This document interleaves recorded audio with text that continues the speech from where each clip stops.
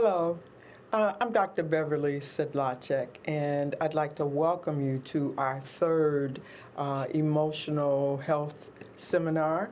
And today we're going to be talking about a behind the scenes look at trauma's impact on our physical and emotional health. We often talk about health in really in one dimension, and that is the cooking classes and the 8 laws of health, important as they are. But in this day and age, what we are confronted with is a lot of trauma that many people experience. And if we're fortunate enough not to have any, praise God. But for those who do, and for those of us who are wanting to be evangelistic, I think we need to understand the impact of trauma on a person's physical as well as emotional health.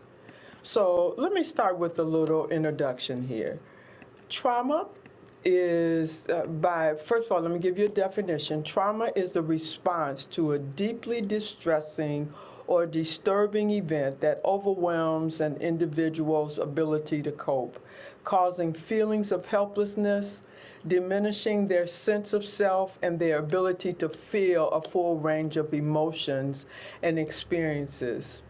Trauma responses not only impact the individual's emotional well-being, we have learned that it also impacts our physical health as well.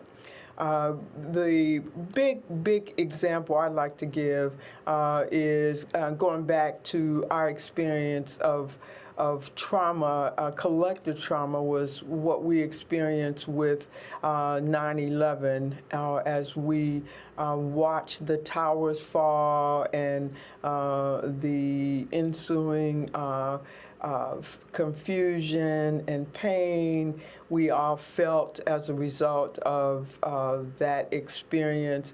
I remember being in my living room in California, being overwhelmed with what I was seeing with my own eyes, as well as feeling so helpless. I wanted to be there in the midst of the action as a healthcare professional. And I just remember it took me a long time to really settle into what that experience was like for me. Well, and fast forward today, as a person of color, watching George Floyd die with a knee on his neck. That was very, very traumatic for me. And I only saw the video a couple times, and I had to turn away, and I've since not seen it. It was so traumatic to think that this man was begging for his life and no one responded. It was just, I remember feeling so helpless, and I could only feel anger. I didn't have any other emotions, and it was just so much. And so as a counselor, I often hear stories of people and their trauma. We call that secondary trauma, and secondary trauma is where we're hearing it, someone's experience secondhand, so to speak, and that can be just as challenging as well, how to manage that secondary trauma piece. But this sense of well-being and the health of people, not only physical but emotional health, certainly is impacted by our experience of trauma. Understanding the full impact upon the individual will help us as professionals to a more comprehensive approach to the treatment of emotional as well as physical problems. If we don't understand the full impact, we won't be able to treat as effectively. If someone walks into my office and they just want to talk about, for example, their marriage and how they have been impacted by their marriage and what's going on in their marriage, yes, that's really very important.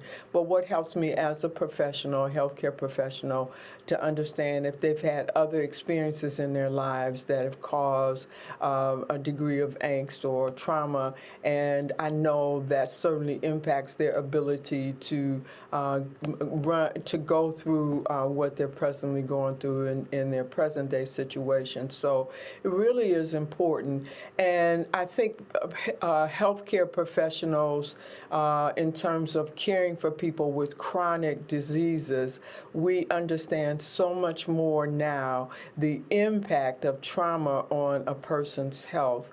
Whereas we look at a person and we say, this happened to them, but now we understand the long-term effects of trauma. And I hope that once you have sat through this session, you will understand and appreciate trauma as well. So we can look at health very simplistically and really even talk about the 8 laws of health very simplistically.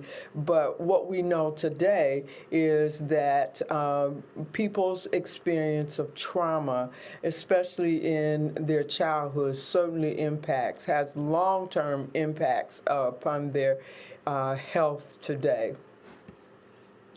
And let me tell you how we know that.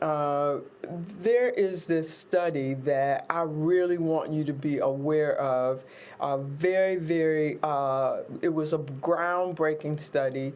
It's called the Adverse Childhood Experiences Study, and it was done in conjunction with Kaiser Permanente and the CDC. And this study is considered one of groundbreaking. It was one of the largest, most important public health studies that people have never heard of. When I talk about it, when I'm with other healthcare professionals, so many of them have not heard of the ACE study, but it's a very, very important study for us to be aware of, as well as for lay people. And so I want to just unpack a little bit of it for you. The initial study began in 1998 by Dr. Vincent Felitti. He was an internist at Kaiser Permanente, and he had a very successful weight loss clinic. And what he learned is that people were losing weight and the program was successful, but then a year later people would return and they've regained all their weight and ready to re-enroll in his program. And he was just confounded by this kind of response. And he he asked a participant who was back for a second round of the program a question. It was a wrong question, but it was a very fortunate question that he asked, and the question was, when was your earliest sexual experience? And she said 4. As he heard himself ask the question, he thought, oh, that's not what I wanted to ask, but the question came out, and he was shocked at her answer, and it was 4.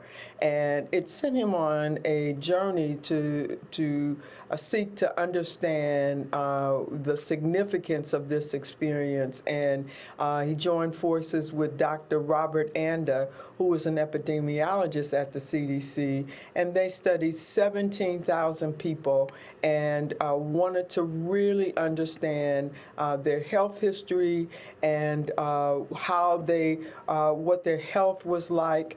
And what they did was they devised a study where they wanted to examine 10 childhood experiences, adverse experiences that were really considered trauma events that happened before the age of 18.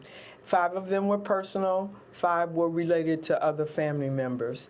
And then they began to do an assessment, and they added up the ACE score. So you got a point for each question that you answered affirmatively. So if in the 10 you answered 4, 5, 6, 7, however many, they gave you a score. And so you could have at least a potential of 10, and this is where it became really helpful, just looking at 10 kinds of trauma.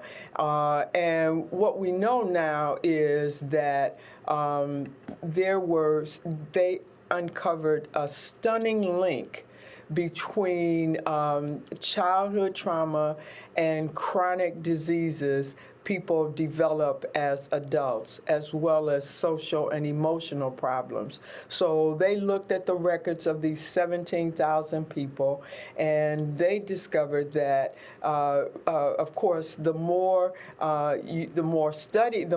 ACEs you had, your opportunity to have chronic diseases went up exponentially. So if you had 1 or 2 ACE, a score of 1 or 2, okay, there were some chances of your having chronic diseases, but once you cross the threshold of 4, then your potential for having, your risk for having chronic illnesses shot up exponentially.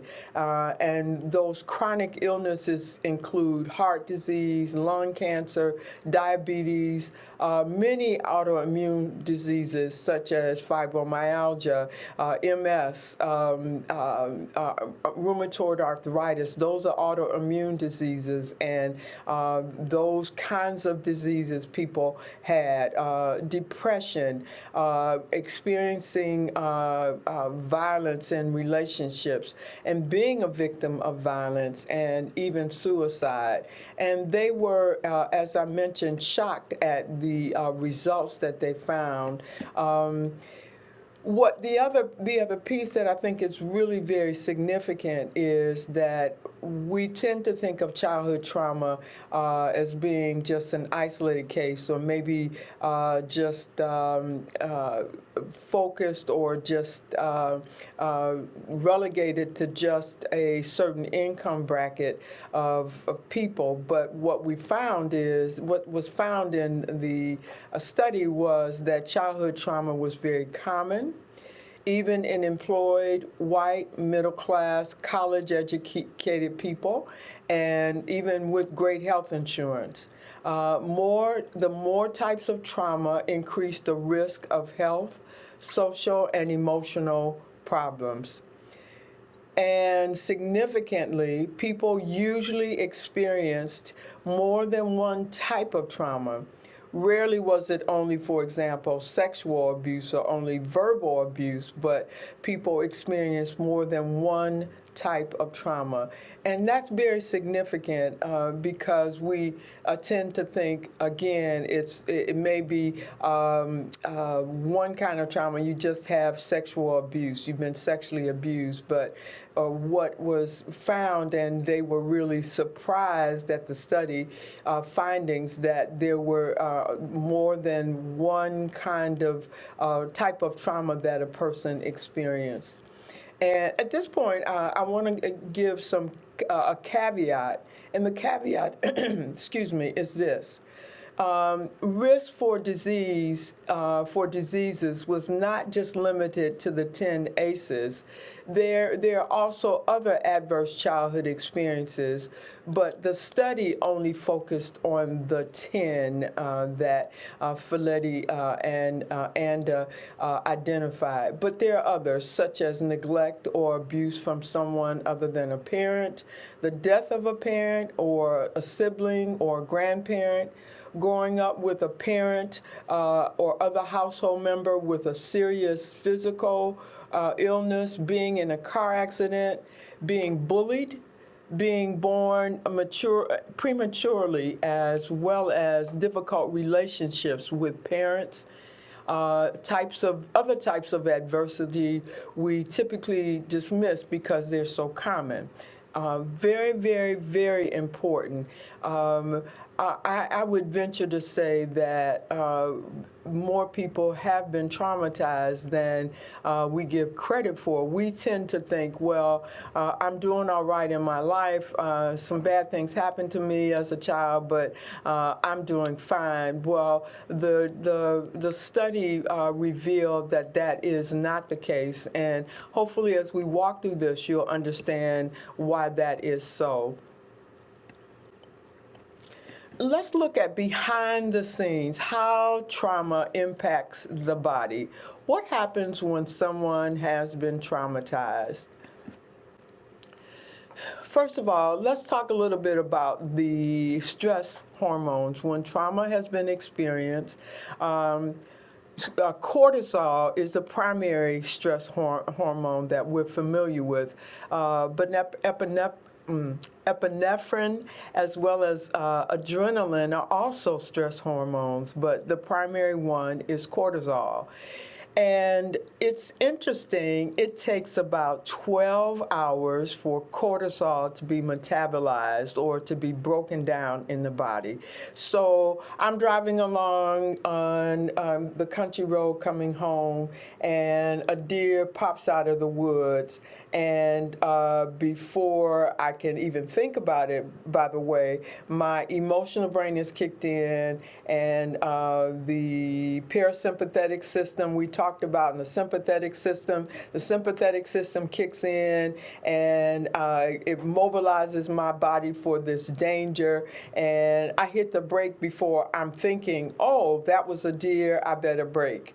It happens very quickly, but in that process, I had a big dump of cortisol that was dumped in my system, and as I, pause and collect my breath, my heart's beating fast, my system has been aroused in a negative way, and I'm like, phew, that was a deer, that was a close call, and I'm able to settle down with some deep breathing and, some positive thinking and certainly some positive praying going up.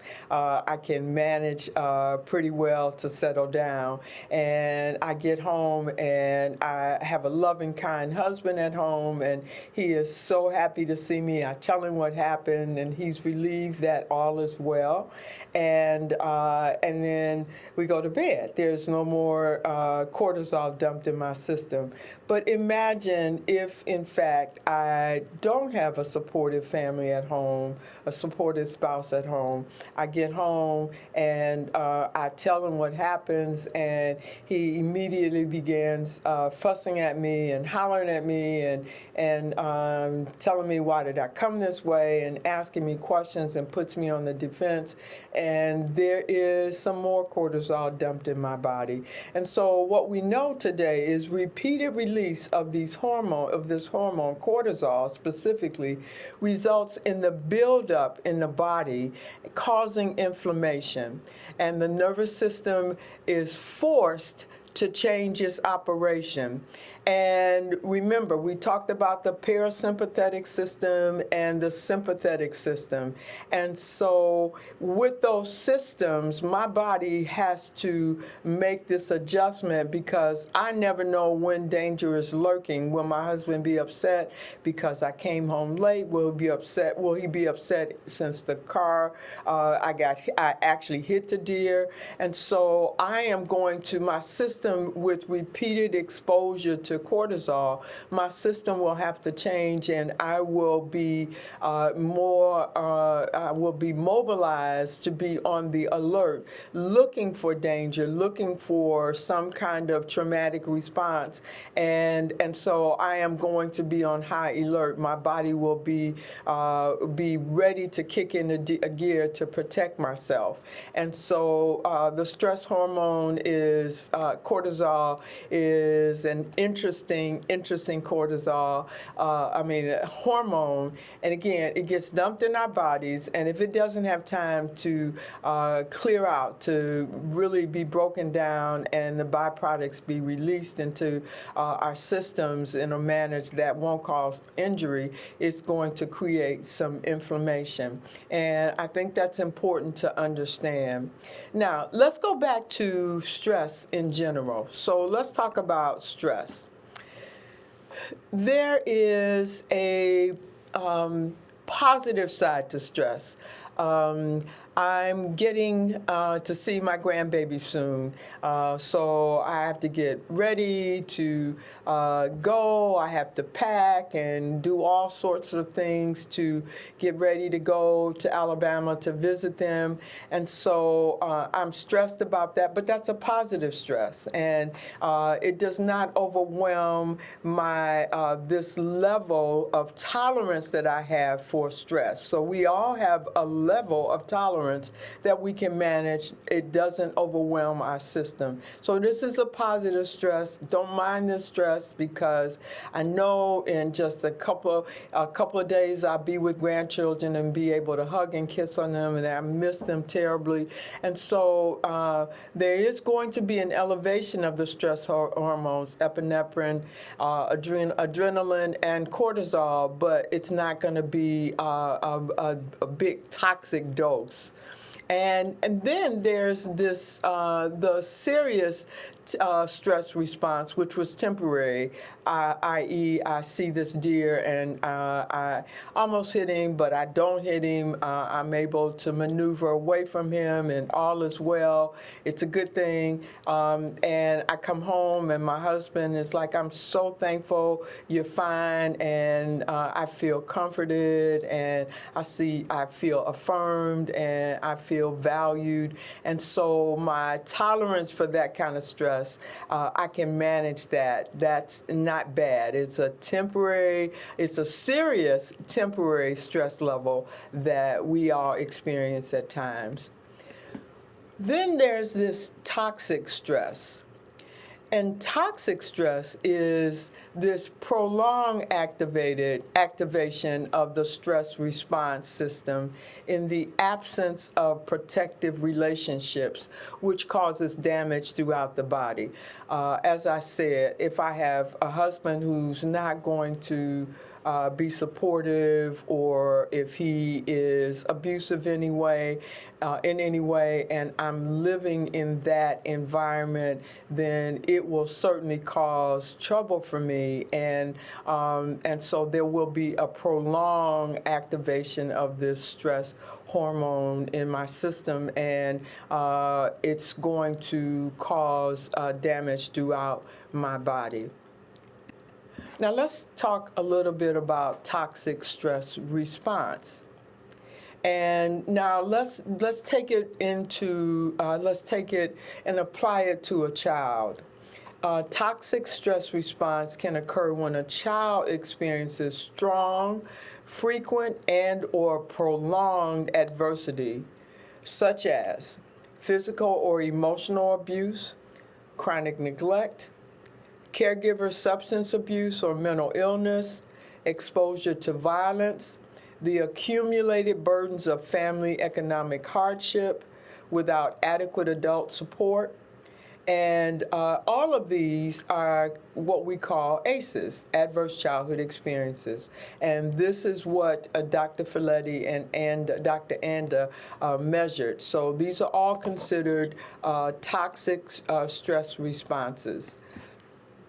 This kind of prolonged activation of the stress response system can disrupt the development of brain architecture and other organ systems, and increase the risk for stress-related disease and cognitive impairment well into adult years. So my system is has a prolonged activation of this sense of danger, and the stress hormones are constantly dumped into my body. My body doesn't have a chance to clear it out before I get another dose of this. What we know today is that it has an impact, especially on brain development.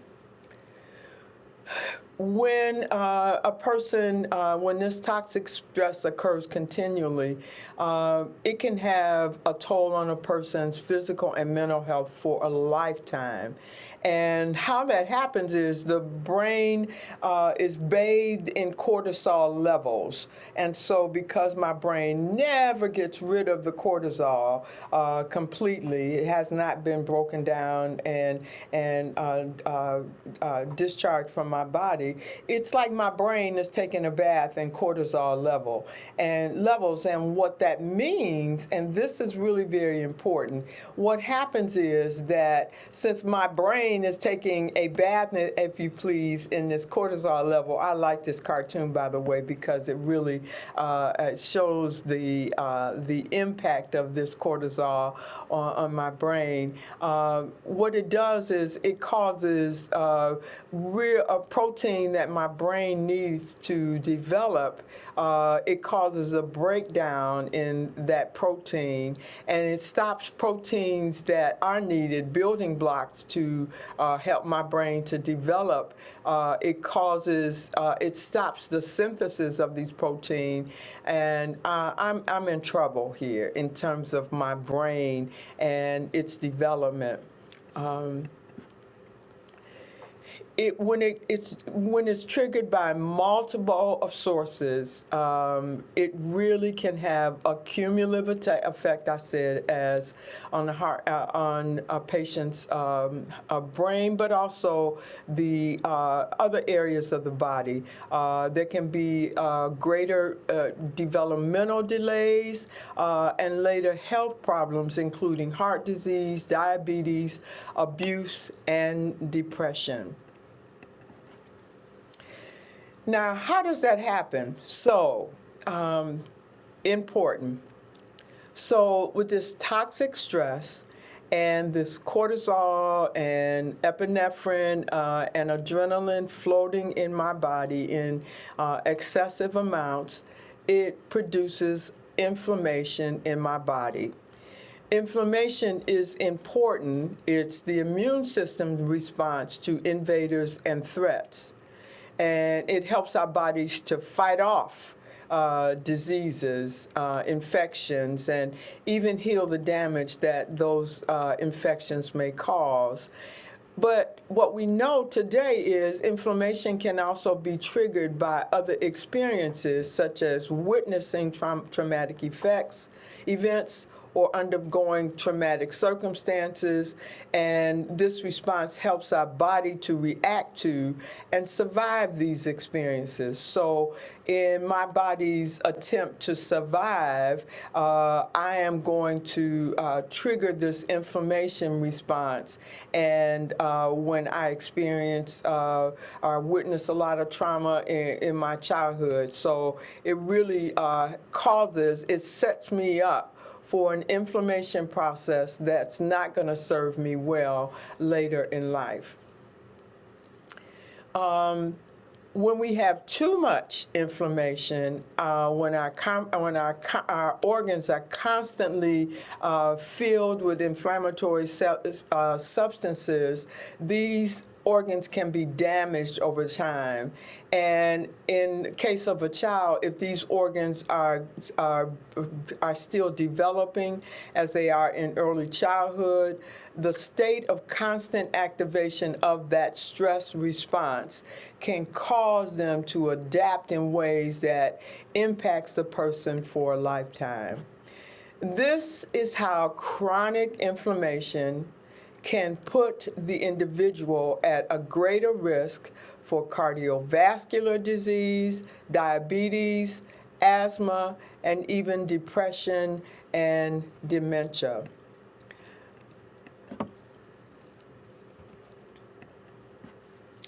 Chronic inflammation also can, in this age of COVID-19, is certainly, if you have chronic inflammation when, as you experience this toxic stress, it certainly puts you at greater risk to be infected and have poor outcomes as a result of being infected with COVID-19. And so when you think about this and the numbers, almost 600,000 people who have died from COVID, and people say, well, this person was perfectly healthy, it would be fascinating to do an ACE study on them in terms of evaluating them as to how many of them had ACE scores that were higher than 4. And although they appeared to be healthy, their body was under assault with this chronic inflammation, and it set them up for greater risk and difficulty fighting to be able to fight the COVID. And again, what we know about COVID today is, there's just so much we didn't know and how it impacts the body. But I'm just wondering if these people who have died, if one factor was they were at greater risk because of their trauma and their chronic inflammation. In this slide, I talk about the idea that there is a time lag between the initiation of risk and the onset of illness.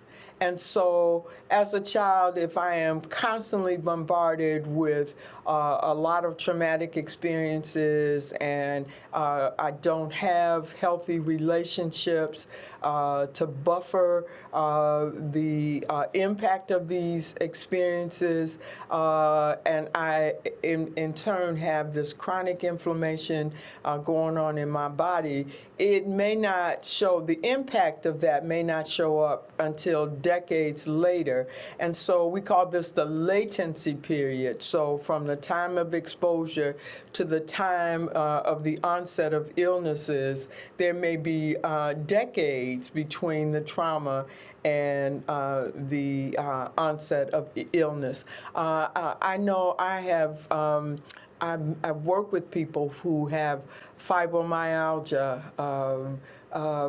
MS or lupus or other autoimmune diseases, and when we start looking at their experiences and the trauma that they have, it's very clear that they've had a lot of trauma in some cases that people I work with, and it's no small wonder that they certainly have developed these autoimmune diseases.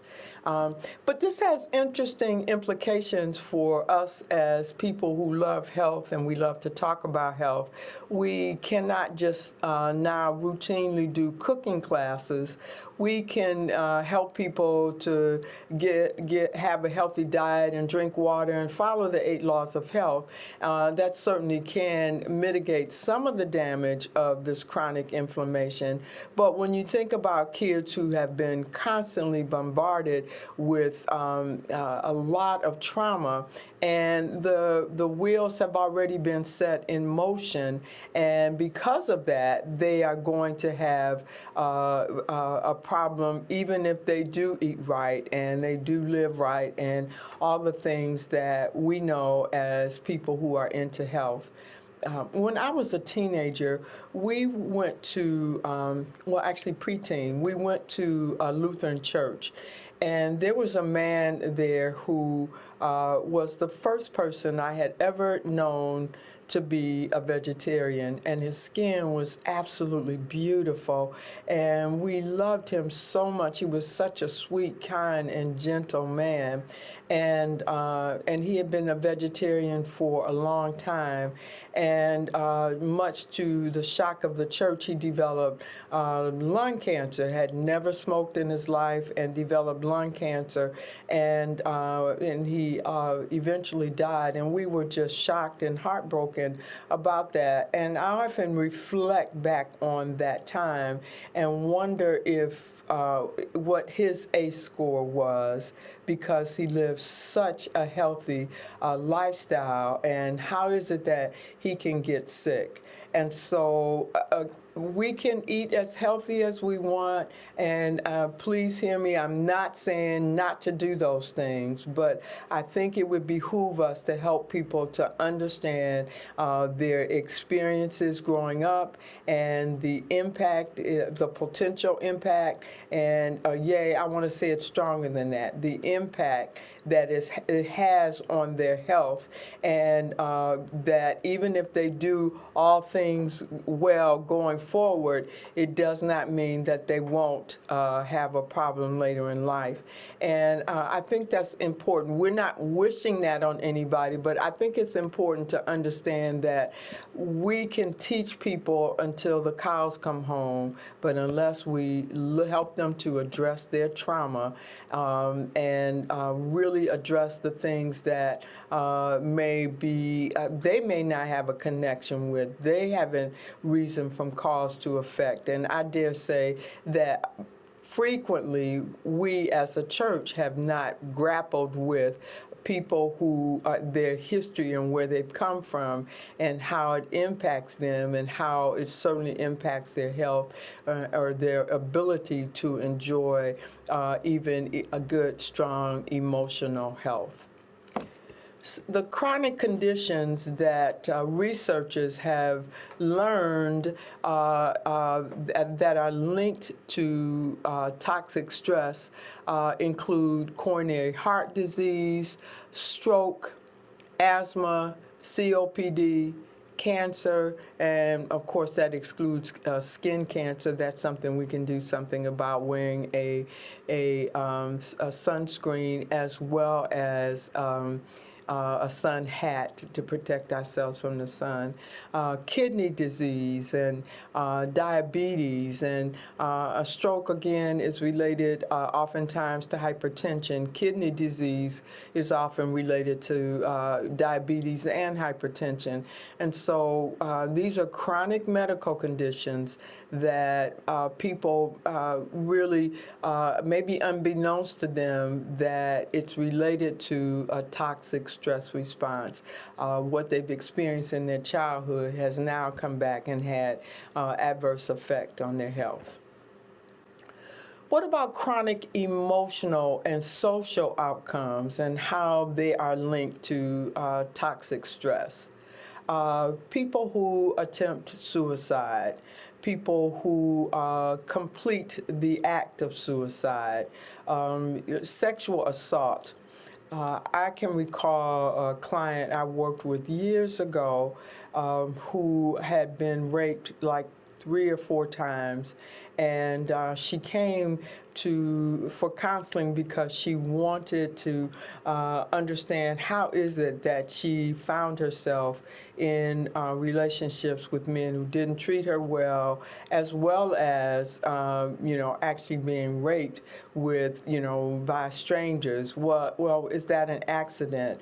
And again, according to this study, there is a strong correlation to someone who has sexual assault and toxic stress response. People who are overweight or obese, does that have long-term health effects? Absolutely.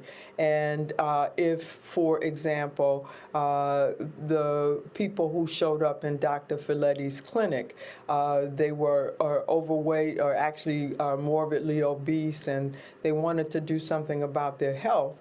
And in doing something about their health, they're losing weight, but in their heads, in their minds, they are still overweight or obese, and they struggle to manage their weight loss. And again, it's linked to this chronic stress response.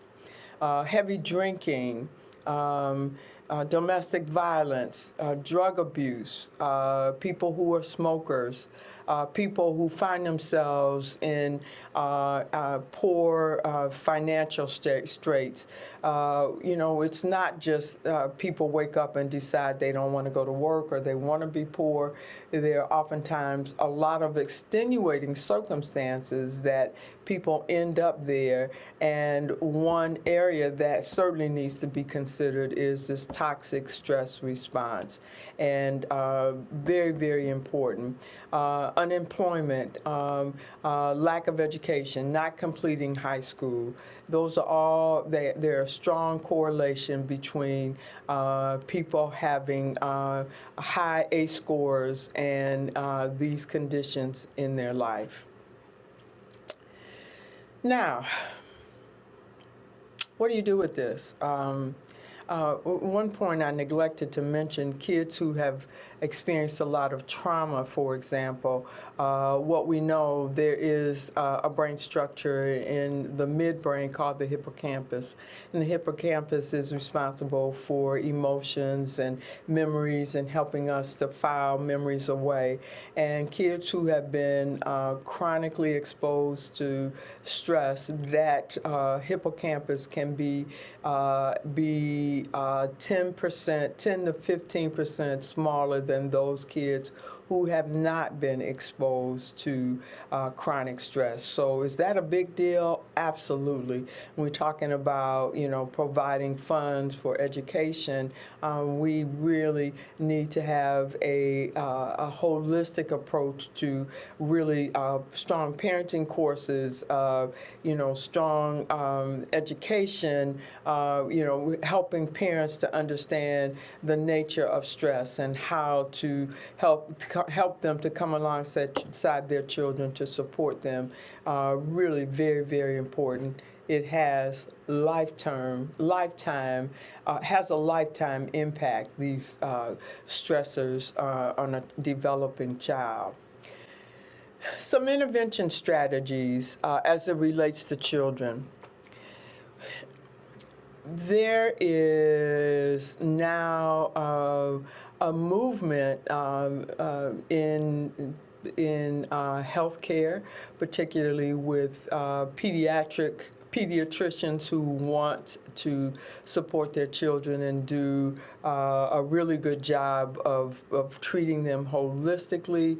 There are now some pediatricians who are doing an ACE test exam. They give their patients and their families the ACE test and measure what their risk factors are, and then create a plan of action that takes into account these scores and do screening. Those are screening tests. And what are the ways that we can support a family to minimize their exposure or minimize their exposure to these ACEs, but also to help them to begin the process of helping them to mitigate, slow down the impact of these stressors on the child's body. That may include parenting courses and really helping parents to maybe get treatment if they are addicted of some kind, have addiction of some kind, to get some treatment there, or if there's some depression in the family or some mental health, other mental health issue. We want to, there is this attempt to really do a more global intervention rather than just you come in here and I'm going to treat your physical condition and send you back home. And so that really, really is very important. And I'm really happy we're looking at this now, even, from infancy now, how can we intervene? What we know is this. This is what the research says, and it goes back to our previous sessions, the cycle of dysfunction, as well as shame. we know that a supportive, responsive relationship with caring adults will, in as early in life as possible, can prevent or reverse the damaging effects of toxic stress response on a child. So we can help parents or teachers, other supportive people in the environment to be a supportive, responsive person to these children. It really serves to help them in the long run. What about adults? Likewise, there is this idea of having trauma-informed care is the title.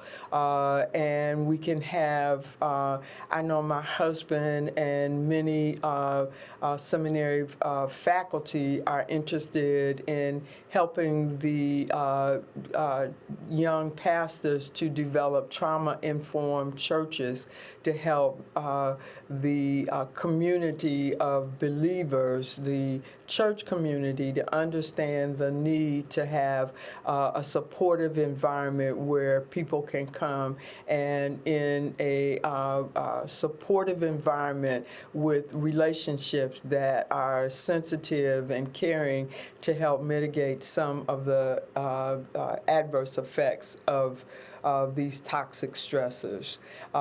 What we know today is that many, physicians are doing primary care assessments, looking at ACE studies, and to identify a history of ACE studies, of a history of ACEs in a person if they've been exposed to trauma, and with that to really help the patient, empower the patient to take responsibility and to grab a hold of their health and to do what they need to do to advocate for themselves in terms of health care and being proactive in adopting a lifestyle that will be suitable to at least prolong some of the chronic conditions that may develop as a result of this chronic inflammation that they may have been exposed to.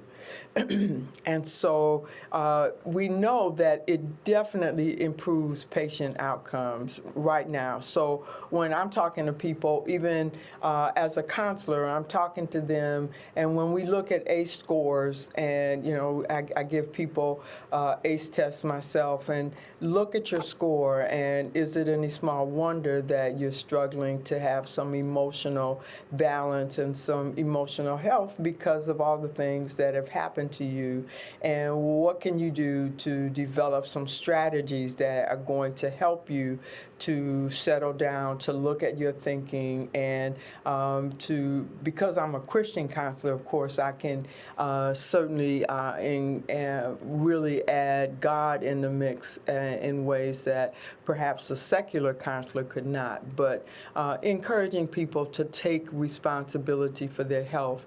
It's not too late. Anything we can do to slow down the progression toward chronic illness, we certainly want to do that.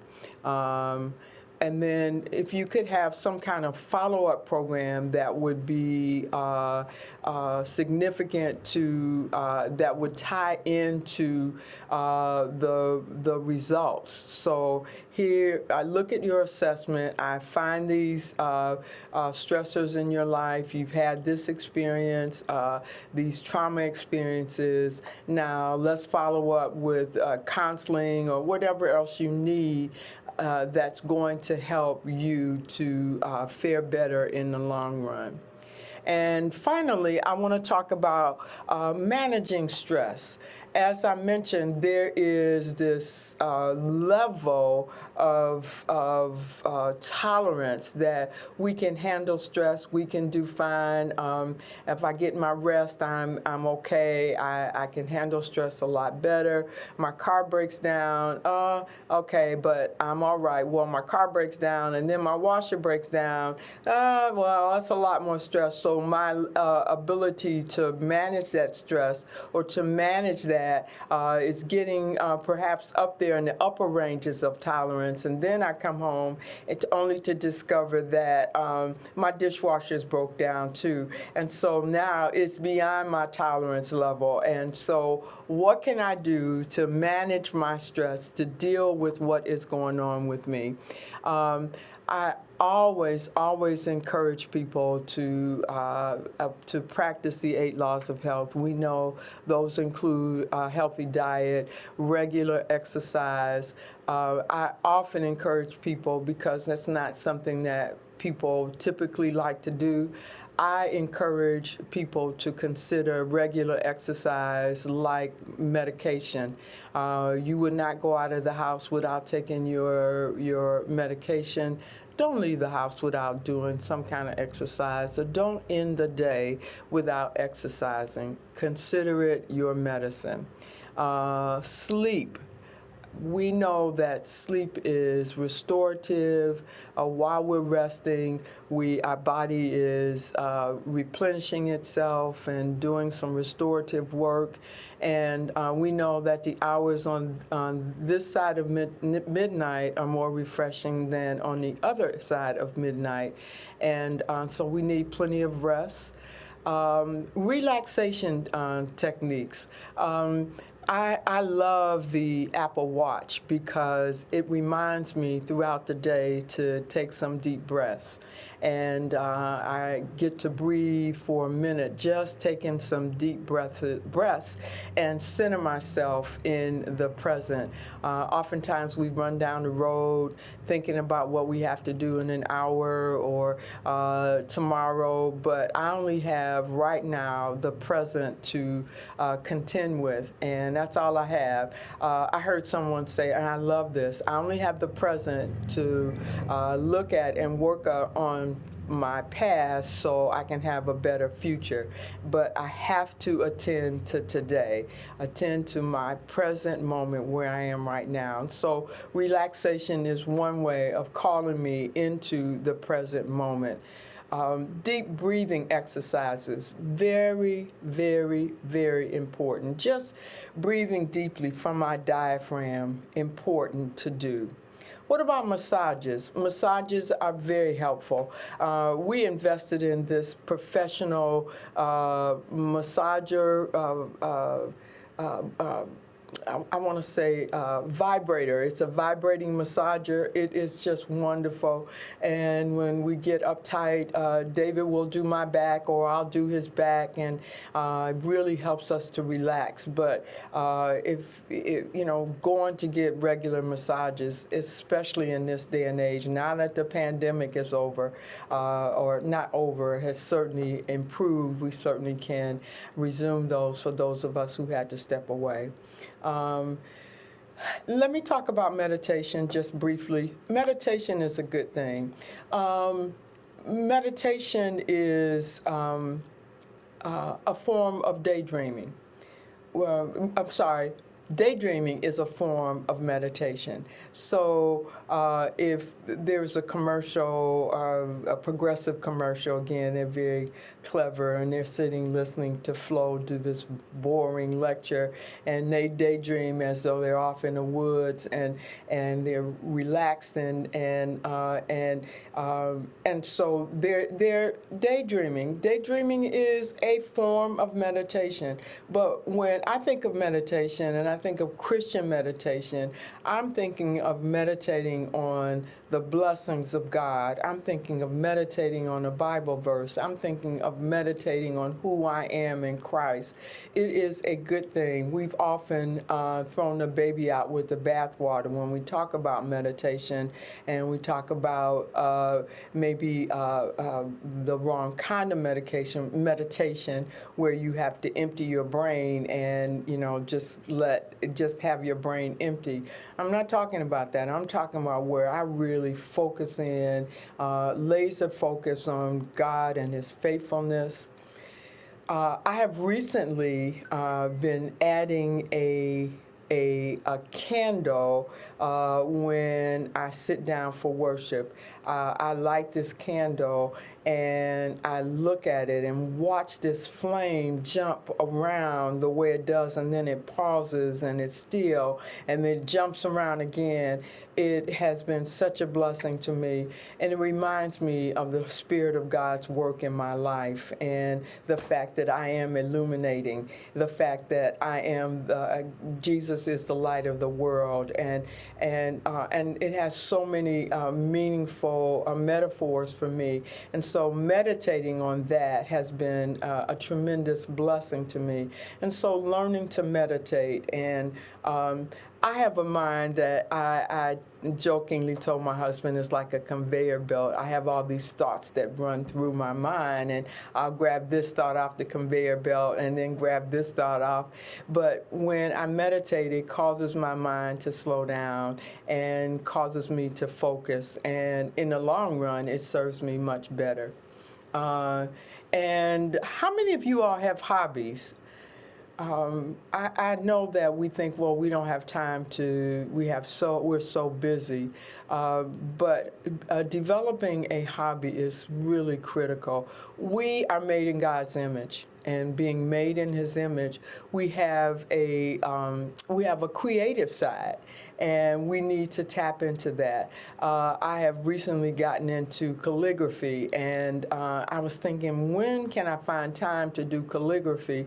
And what I've done is I now incorporate it in my worship. So when I catch a verse when a verse really has caught my eye, I'll take the time and begin writing it in calligraphy, and it gives me a chance to meditate on the verse because I'm new at it and I have to practice very slowly.